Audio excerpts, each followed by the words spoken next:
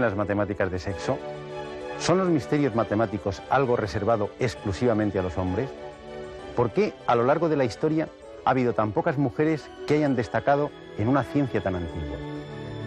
Si repasamos la lista de los matemáticos más influyentes, Pitágoras, Arquímedes, Newton, Euler, Gauss, un hecho resulta incuestionable.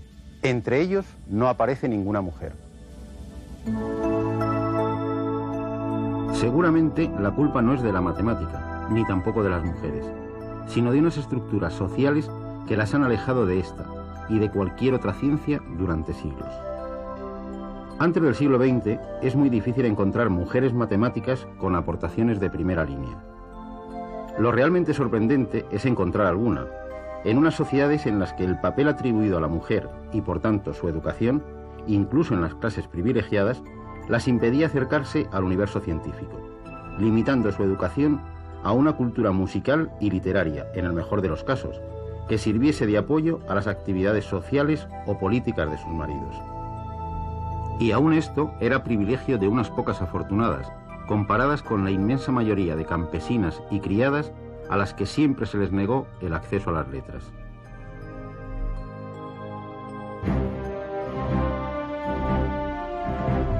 Las contribuciones de la mujer al conocimiento matemático tienen pues el doble valor de haberse producido en un ambiente social no solo adverso, sino, como veremos, casi siempre hostil y salpicado de obstáculos. Sus aportaciones están impregnadas de abnegación y renuncias, y en muchos casos de auténtico heroísmo.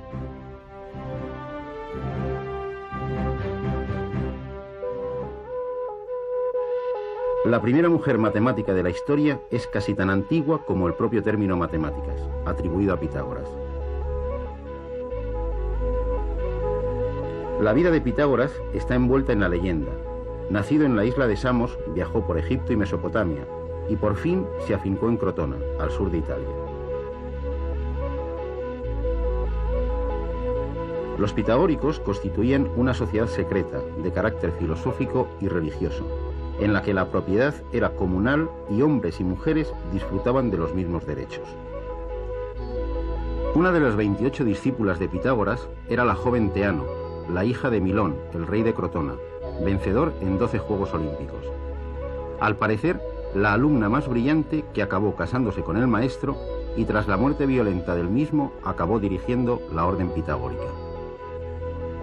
El régimen comunitario de los pitagóricos les hacía compartir no solo los bienes materiales, sino también los conocimientos, con lo que la historia nos priva de conocer los escritos de cada uno de ellos, aunque a Teano se le atribuyen varios tratados de matemáticas, física y medicina.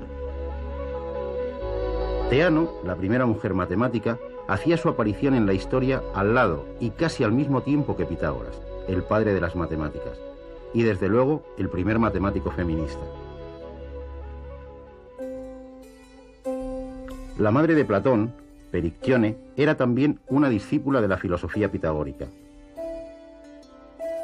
Quizá por eso en la Academia de Platón estudiaron algunas mujeres, aunque todas extranjeras. En Atenas, cuna de la civilización occidental, las leyes prohibían la presencia de las mujeres en las reuniones públicas. Si Pitágoras y Platón defendían la igualdad de la mujer ante la ciencia, Aristóteles es el primer machista declarado de la historia. No solo decía que la mujer era un ser inferior, sino que llegó a afirmar que tenía incluso menos dientes que el hombre, con el poco trabajo que le hubiese costado echar una ojeada a la mandíbula de su propia esposa. Lo peor de todo es que sus teorías científicas y filosóficas van a perdurar durante más de 2000 años. Uno de los más famosos discípulos de Aristóteles, Alejandro Magno, funda Alejandría en el delta del Nilo. 7 siglos después de su fundación, el Museo Alejandrino va a vivir su último momento de esplendor por obra y gracia de la única mujer que durante más de 15 siglos aparecerá en los libros de historia de las matemáticas, Hipatia. Su padre, Teón, era un matemático y astrónomo del museo, y proporcionó a Hipatia una educación científica esmerada. La joven, en sus viajes a Roma y Atenas, deslumbró con su inteligencia a cuantos la conocieron. De vuelta en Alejandría, se dedicó a dar sus lecciones de matemáticas, filosofía y mecánica. Fruto de estas lecciones son sus tratados sobre las tres grandes obras matemáticas griegas más populares de la historia. La aritmética de Diofanto, sobre números y ecuaciones con números enteros, el mismo texto que 1200 años más tarde va a inspirar a otro gran matemático, Pierre de Fermat, sus casi mágicas aportaciones a la teoría de números. Los elementos de Euclides, fundamento de la geometría durante más de 2 milenios, y el Tratado de las Cónicas de Apolonio de Pérgamo, sobre las omnipresentes curvas que se obtienen al cortar un cono mediante planos con distintas inclinaciones.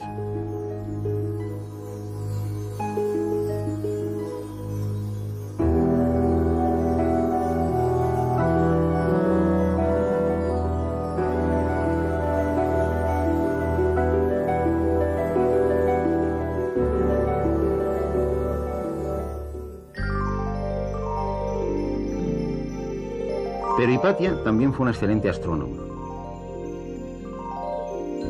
Este instrumento se llama astrolabio. Fue muy popular entre los astrónomos hasta bien entrado el siglo XVIII. Sirve para medir la altura del Sol y de las estrellas. Era, por tanto, una herramienta imprescindible para la navegación marítima. A principios del siglo V, Hipatia sabía no solo su funcionamiento, sino también cómo construirlo. En una de sus cartas al obispo cristiano de Cirene, Sinesio, le manda unos planos muy detallados para su fabricación.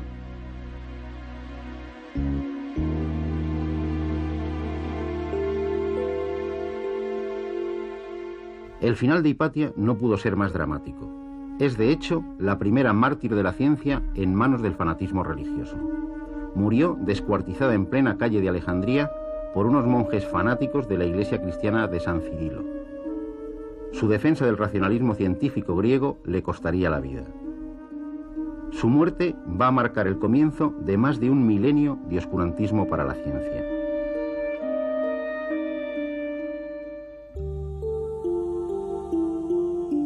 Habrá que esperar más de 1300 años para volver a encontrar a una mujer impartiendo clases de matemáticas.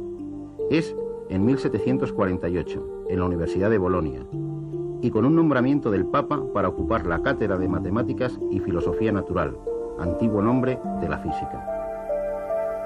Se trata de la milanesa María Gaetana Agnesi, una joven de 30 años, que unos meses antes acaba de publicar Las Instituciones Analíticas, el libro más completo para explicar una nueva matemática que Newton y Leibniz acababan de descubrir de forma independiente: el cálculo diferencial e integral. Muy pocos matemáticos en el continente dominaban este nuevo cálculo, y Las Instituciones se convirtieron en el libro de texto más popular en Europa durante más de 50 años.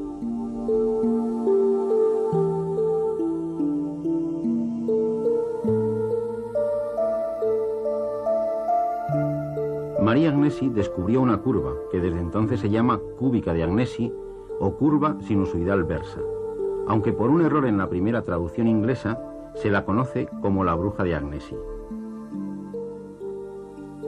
Aunque María Agnesi era cualquier cosa menos una bruja. No solamente era una gran matemática, sino que fue una mujer cultivada que hablaba perfectamente 7 idiomas. Impartió clases de matemáticas en la Universidad de Bolonia durante más de 20 años.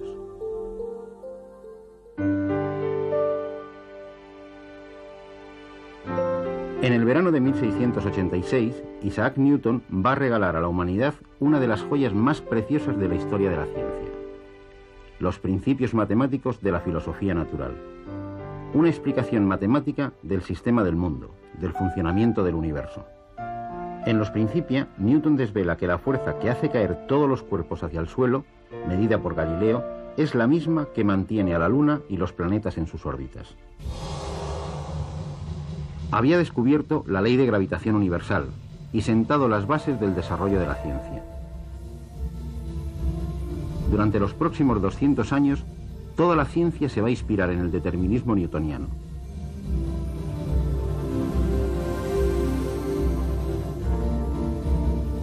Y si fue una mujer la que divulgó su cálculo diferencial en Europa, va a ser otra mujer excepcional la que va a extender sus ideas físicas por el continente. Émilie de Breteil, marquesa de Châtelet. Émilie nació en plena corte de Luis XIV, el rey Sol. Su padre era el jefe de protocolo del rey. A los 27 años, tras el nacimiento de su tercer hijo, se retira junto a Voltaire al castillo de Cirey, en Lorena. Entre los dos convertirán este apartado lugar en uno de los focos culturales más brillantes de Europa. Junto al gran filósofo francés, descubrirá las obras de Descartes, de Newton y de Leibniz. Justo en un momento en que los científicos europeos estaban divididos en dos bandos irreconciliables, los partidarios de Newton y los partidarios de Leibniz, a Émilie se le ocurre publicar un libro, Ilustraciones de Física, que en principio había nacido como manual para la educación de su hijo. En este libro intenta reconciliar la física de Newton con la metafísica de Leibniz. Este hecho le granjeó casi tantos enemigos como sus amores con Voltaire.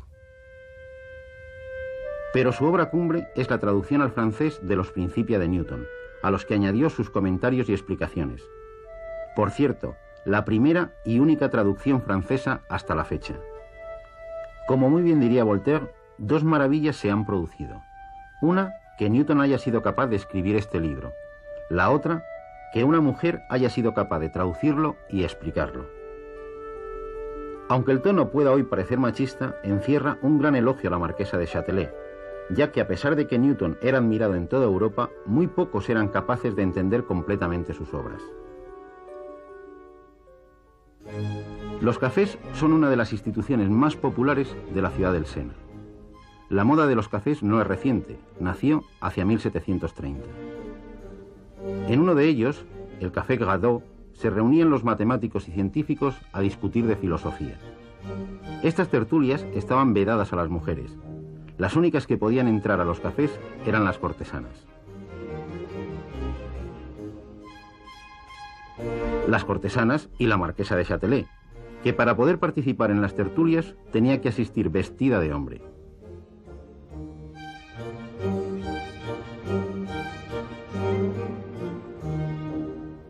Aunque si Émilie Breteil tuvo que disfrazarse de hombre para poder discutir de matemáticas, otra francesa, quizás la mujer matemática más brillante de la historia, tuvo que adoptar la identidad de un hombre para poder dar a conocer sus descubrimientos matemáticos.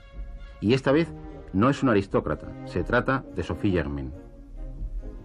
Sophie fue autodidacta.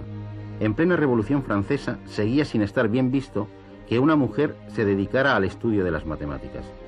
Tuvo que aprender por sí misma y además a escondidas de sus padres. Es decir, en unas ocasiones se las invisibiliza porque quedan encubiertas por el hombre que hay próximo a ellas, en otras ocasiones su obra es destruida por los poderes políticos del momento, como en el caso de Hipatia. En otras ocasiones tienen gravísimas dificultades para acceder a los estudios matemáticos, como ocurre en un siglo tan reciente como pueda ser el famoso siglo de las luces. Las luces alumbran a unos más que a otros, eso ya lo sabemos. Bien, en el siglo de las luces, que acaba con la Revolución Francesa y con el contrato social de igualdad, fraternidad y justicia, pues parece que esa fraternidad, esa igualdad no contemplaba a las mujeres, de lo contrario no hubiera muerto Olympe de Gouges en la guillotina por reivindicar que el contrato abarcara también a las mujeres. La Escuela Politécnica de París nació con la Revolución y pronto se convirtió en el principal foco de desarrollo científico de Europa. Pero sus puertas estaban cerradas para las mujeres, y así permanecieron durante 2 siglos. Hasta 1970 no admitirá a la primera mujer. Sophie Germain adoptó la identidad de un antiguo alumno de la escuela, Monsieur Leblanc, ausente de París, para conseguir los materiales y problemas y para presentar sus propios resultados y trabajos. El gran matemático Lagrange quedó impresionado por la brillantez e ingenio de los trabajos de Monsieur Leblanc y se empeñó en conocer a tan notable alumno. La sorpresa de Lagrange debió de ser enorme. Su alumno más brillante era una mujer autodidacta.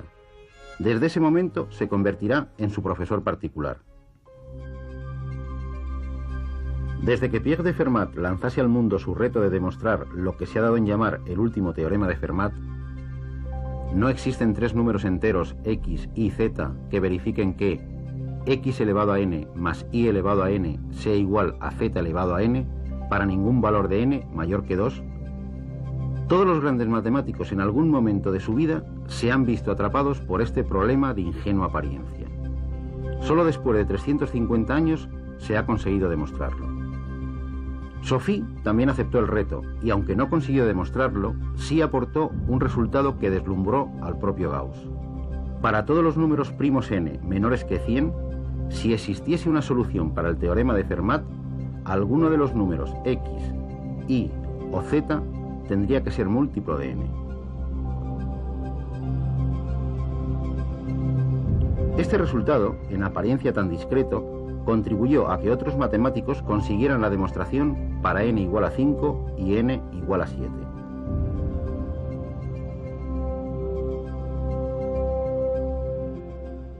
Sophie escribió a Gauss este resultado utilizando otra vez su falsa identidad de Monsieur Leblanc.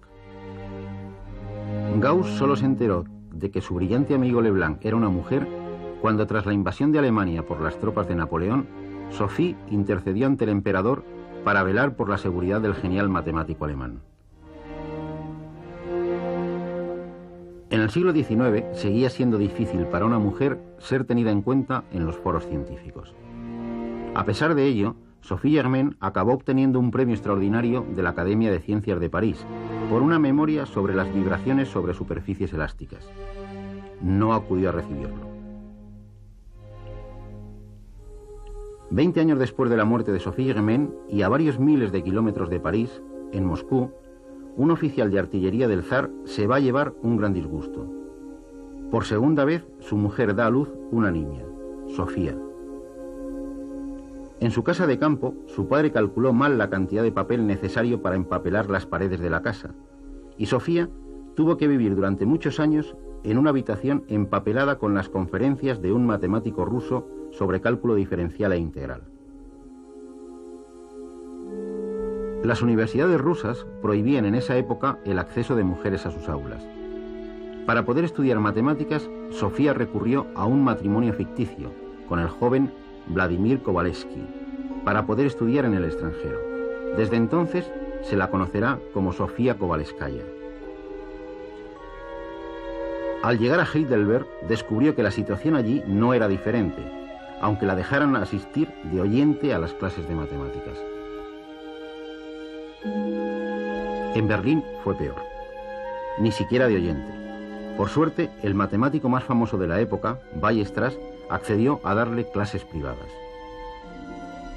La Universidad de Berlín le negó la posibilidad de leer los trabajos de su tesis, que tras muchos esfuerzos logró leer y publicar en Göttingen. Durante muchos años, esta universidad fue el único refugio para las mujeres científicas. Solo 10 años más tarde consiguió una plaza como profesora en una universidad, y para ello tuvo que irse a la recién fundada en Estocolmo. 5 años antes de su muerte, Sofía vio recompensados los esfuerzos de toda una vida luchando contra una comunidad científica hostil con las mujeres. La Academia de Ciencias de París le otorgó su mayor reconocimiento, el Premio Bourdin, por un trabajo sobre el problema de la rotación de un cuerpo rígido alrededor de un punto fijo. Problema ante el que habían fracasado matemáticos tan notables como Euler y Lagrange. Reconocimiento tardío y escaso para una de las mejores cabezas matemáticas del siglo.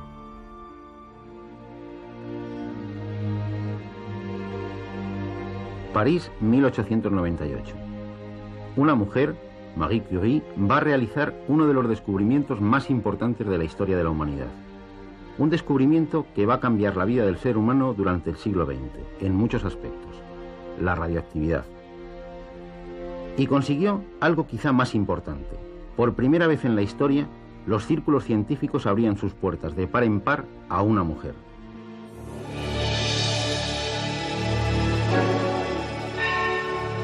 ¿Cuántas mujeres científicas olvidadas por la historia recibían en Marie Curie el acto de justicia que la historia les había negado? Theano, Hypatia, Maria Agnesi, Emilie Breteil, Carolina Herschel, Sophie Germain, Ada Byron, Marie Somerville, Sofía Kovalevskaya,